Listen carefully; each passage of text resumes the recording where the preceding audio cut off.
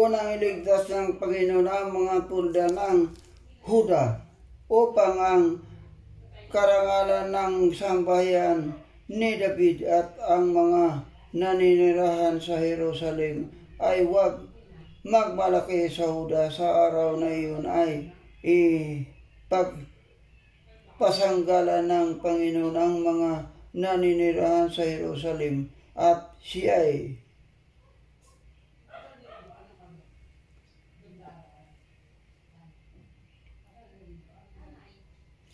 siyang pinakamahina sa kanila sa araw ng inyong maging gaya ni David, at ang sambahayan ni David ay nagiging parang Diyos, parang anghel ng Panginoon sa unahan nila. At mangyayari sa araw na iyon, aking pagsisikaping gabain ang lahat ng bansa na dumarating sa laban sa Jerusalem.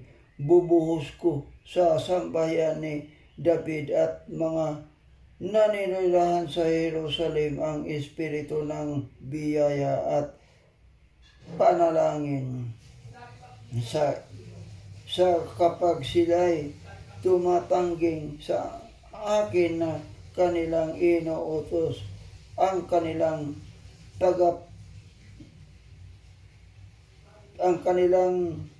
tatangisan siya na gaya ng umiyak ng kapitan, gaya ng pag-iyak ng may kapaitan sa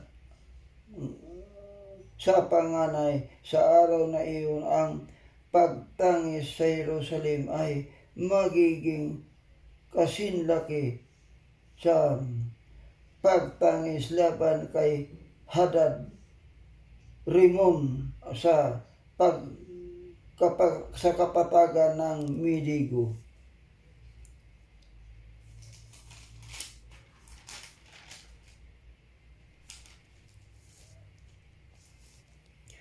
Ang lupa ay tatangis, bawat angkan ay bukod, ang angkan ng sambahayan ni David ay bukod, at ang kanilang mga asawa ay bukod. Ang sambahayan ni Natam ay bukod, at ang kanilang mga asawa ay bukod.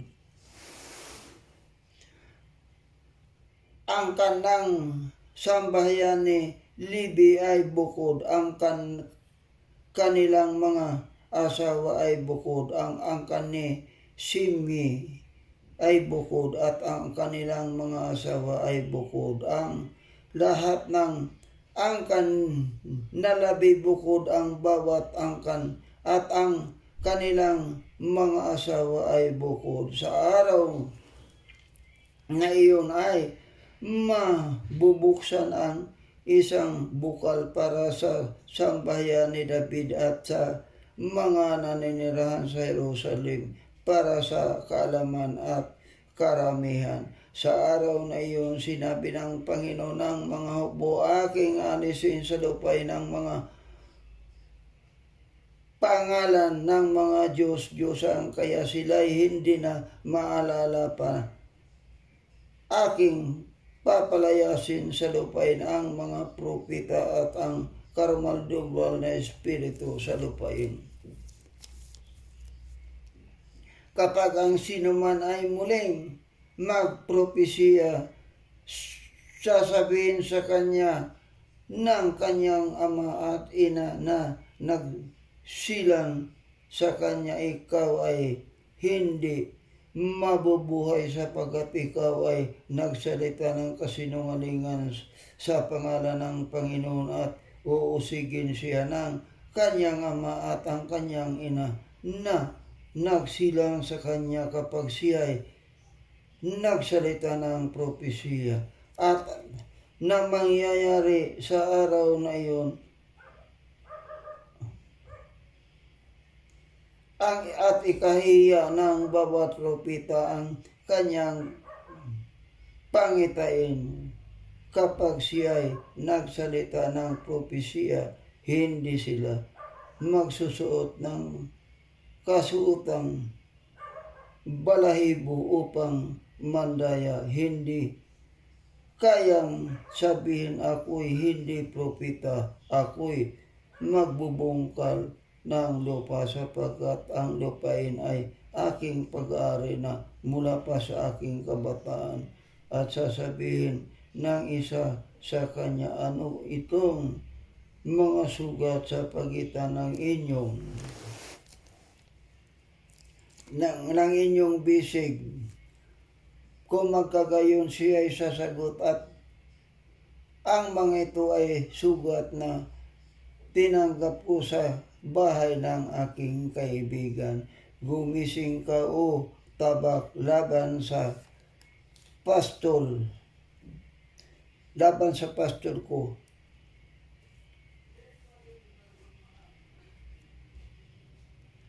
At laban sa lalaking kasama ko, sabi ng Panginoon ng mga hukbo, saktan mo ang pastol upang ang mga tupa ay mangalat. Ang aking ipipihit ang aking kamay laban sa maliliit at mangyayari sa buong lupain, sabi ng Panginoon. 2/3 bahagi ay aalisin at mamamatay. Ngunit ang 3 ay maiiwan at aking dadalhin ang 3 bahagi sa apoy. At sila ay dadalisayin ko na gaya ng pagdalisay sa pilak, at sila'y susubukin ko ng gaya ng pagsubok sa ginto. Sila'y tatawag sa aking pangalan at aking silang diringgin. Aking sasabihin, sila'y bayan ko, at kanilang sasabihin, ang Panginoon ay aking Diyos. Narito ang isang araw darating para sa Panginoon, ang samsam na kinuha sa inyo sa paghahati-hatian sa gitna mo, sapagkat aking titipunin ang lahat ng bansa upang lumaban sa Jerusalem, at ang lungsod ay masasakop, ang mga bahay ay luluban, at ang mga babae ay pagsasamantalahan. Ang kalahati ng lungsod ay bibihagin, ngunit ang nalalabi ang nalalabi sa bayan ay hindi aalisin sa lungsod.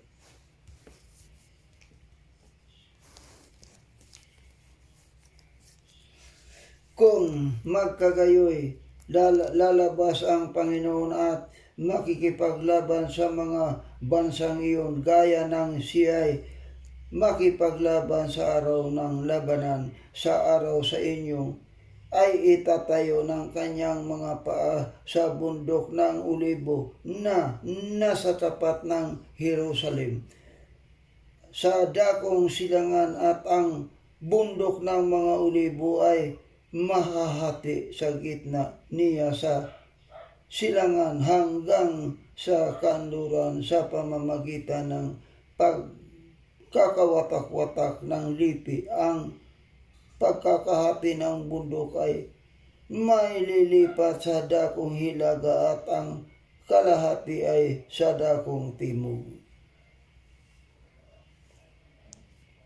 Kayo'y magsigtaka sa libis ng aking mga bundok, sapagkat ang libis ng mga bundok ay aabot hanggang sa asal, kaya tatakas gaya na noong kayo'y tumakas mula sa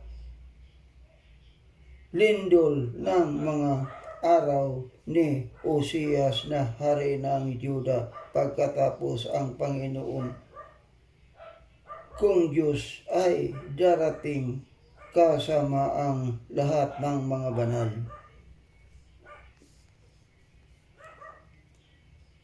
At mangyayari sa araw na iyon, hindi magkakaroon ng liwanag ang mga nagniningning unti-unti, at ito'y magiging isang araw nalalaman ng Panginoon na hindi araw at hindi gabi, ngunit mangyayari na sa gabi ay magiging liwanag. Sa araw na iyon ay aagos mula sa Jerusalem ang buhay ng tubig. Kalahati iyon ay sa dagat, sa dakong silangan. At kalahati niyon ay dagat sa dakong kanluran. Iyon ay magpapatuloy